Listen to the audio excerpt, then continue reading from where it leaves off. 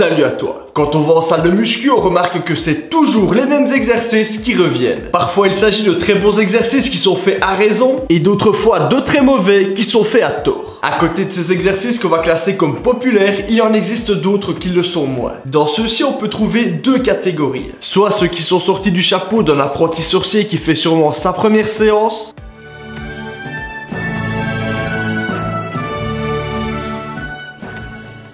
soit ceux qui vont nous intéresser dans cette vidéo, les exercices sous-estimés. Pour faire simple, il s'agit d'exercices qu'on fait très rarement mais qui pourraient avoir un réel impact sur notre prise de muscle ou sur la prévention des blessures. Aujourd'hui, je vais t'en présenter 3. Ce que je te propose, c'est que si le concept te plaît, tu me le dis en commentaire, tu me laisses un pouce bleu et si j'ai suffisamment d'avis positifs, je referai une vidéo sur le sujet. Premier exercice sous-estimé, les extensions de poignet. Tu vas me dire, mais qu'est-ce qu'on s'en fout de faire des extensions de poignet? Eh bien, je te réponds à ça tout de suite. Dans 99% des exercices qu'on effectue, on sursollicite les fléchisseurs des poignets.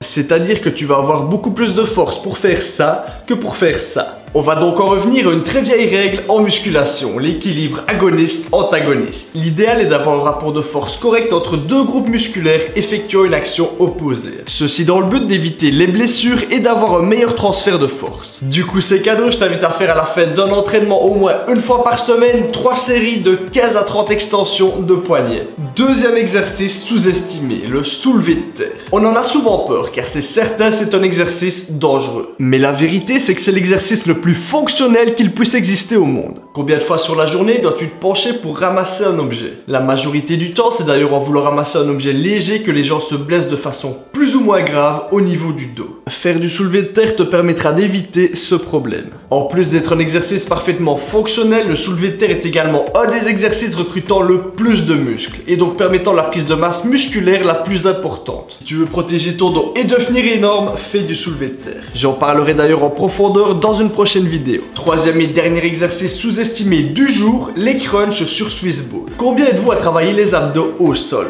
Beaucoup j'imagine. Le gros problème de ces exercices c'est qu'on manque cruellement d'amplitude de mouvement. Faire ces crunchs sur Swiss Ball va permettre de résoudre le problème. L'étirement accentué que l'exercice procure va entraîner un recrutement musculaire beaucoup plus important. Et les courbatures que tu auras le lendemain de ta séance seront là pour te prouver que pour une fois tu as travaillé les abdos. Une alternative à la Swiss Ball qu'on peut trouver dans certaines salles, c'est l'APMA. Il s'agit d'un petit coussin légèrement dense qui permet un léger gain d'amplitude et qui va rendre le travail plus compliqué. Voilà pour les exercices sous-estimés du jour. Dis-moi en commentaire quels sont pour toi les exercices les plus sous-estimés. Si la vidéo t'a plu, je te rappelle que tu peux mettre un pouce bleu. Si on monte à 3000, je sortirai une nouvelle vidéo sur le sujet. Pense également à t'abonner et moi je te dis à samedi 18 h dans 2 semaines et à la prochaine.